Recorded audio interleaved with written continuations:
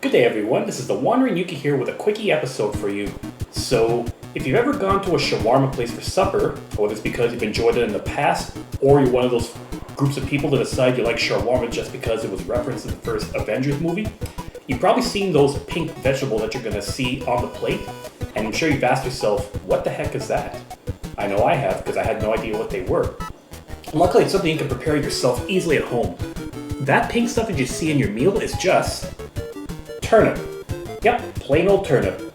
But there's also a little step to getting it pickled and discolored so that it becomes pink. And I'm going to show you how to do that right now.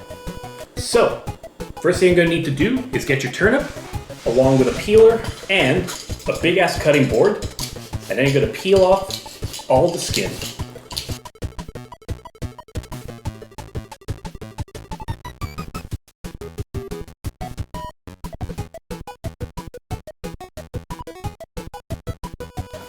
Just in case I didn't make it clear, you need about a good 2 pounds worth of turnip.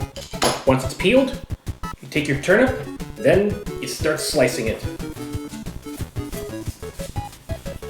What you want to do is slice them up into small matchsticks, similar to like making fries. Just like that. Then take your turnip, let's make sure this is clear, then just put them to this size. Slice it up, and then you should have them something like this. That would be perfect. But if you think that's too big, then you could just slice it in half, and it'll be just as good. And then keep doing that until all of your turnip is sliced. Whew. 10 minutes later, the full turnip is all cut up. I never realized that this thing is actually a bit difficult to do. So this you can keep aside, and then you can go to your next vegetable. Your next vegetable is actually the coloring agent for this. What you're going to need is this. 1 small to small medium-sized beet. Yep, that's really all that you need now. So what you're going to do is, let's just get this end off. Then, I'm going to peel this as well.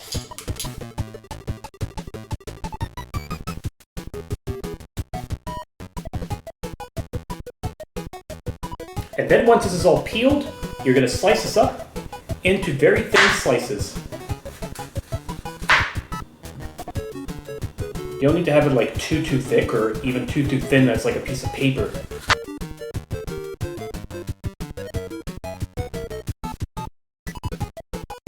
There. That's set up. Keep that aside too. Next thing to do is just clear some space from this table. So what I'm going to do is I'm taking 2 decent sized mason jars and I'm going to split my stuff in between. As much as I can.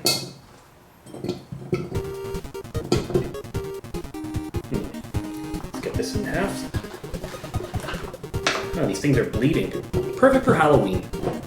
Then once you have your beets in, start splitting your turnip in between the jars. The beets are going to give it its coloring, like I said. Whoop.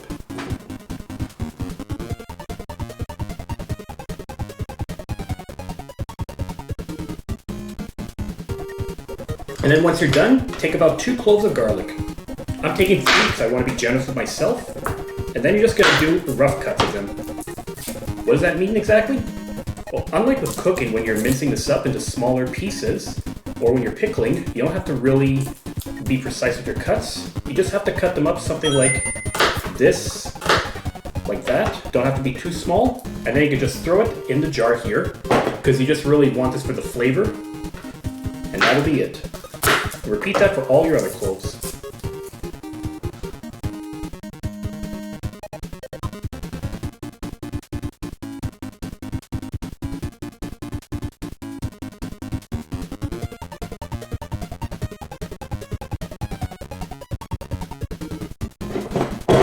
Now that you got your turnips prepared in the jar, your next step is going to take care of the brine. Your next step is taking care of the brine. The brine doesn't take care of you. We're not in Soviet Russia. Now, for your brine, you're going to need about, in a medium saucepan, 3 cups of water, which I've already put into here. Then 1 cup of white vinegar for your pickling agent. And in case you're wondering what happened, this thing fell and it broke on me, so I don't have a handle anymore. I'll either have to buy a new one, or I'm going to have to maybe glue this thing with some super glue. Okay, that's getting borderline. Gonna drop it. Oh no, don't drop. There. 1 cup of vinegar is here. Next, you're gonna need about 2 bay leaves. Lucky me, I finally get to use these leaves after they've been sitting for a long time. Let's see, 1/2. And yeah, that's close enough to 2.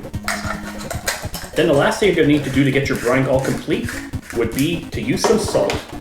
But you don't use regular table salt. You would use pickling salt, which I like to use. And how much do you need to do? 1/3 cup kosher salt. And I don't know if that's actually a lethal dose of salt. So I'm just gonna play it safe instead.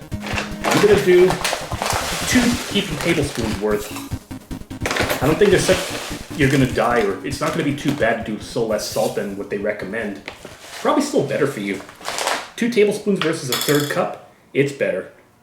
And then once you have that all prepared, get that onto the stove and then start boiling it.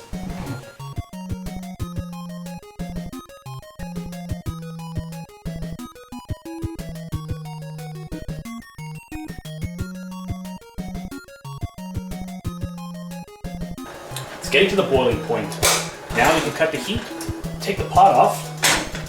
Instructions actually said that I'm supposed to boil the water, then add the vinegar later on, but I don't care, it's not going to make a difference. So next, once it's off the heat, you're going to take a funnel, any size you can get, put it right over the jar, and start filling with your brine. Ow. Ugh, I got burnt on camera, what luck. So what you want to do anyways is you want to make sure that this thing submerges completely into the brine, like that. And you're going to notice too that the bleeding from the beets is starting to bleed right into the turnip. So that's a sign that it's going to be turning pink in no time.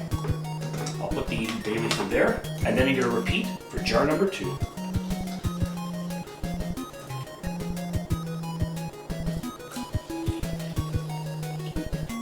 And then once these are fully submerged, oh my.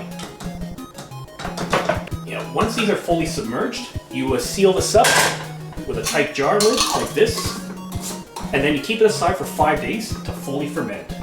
I'll just rotate this around so that the juices start to mix. Notice the difference here. And then I'll do the same thing for this one. And make sure not to burn yourself. And there you have it. That is how you take a turnip to go from this to make it look a bit more like this. Then you can put in your own shish taouk, in your own sharwama, or anything else you'd like to have it in. It's pretty good stuff. There'll be plenty more episodes that come in the future, but until then, thanks for watching this quickie, and if you enjoy this, yeah, hit that subscribe button. Lost my train of thought. Hit that subscribe button below and leave a comment. Cheers, everyone.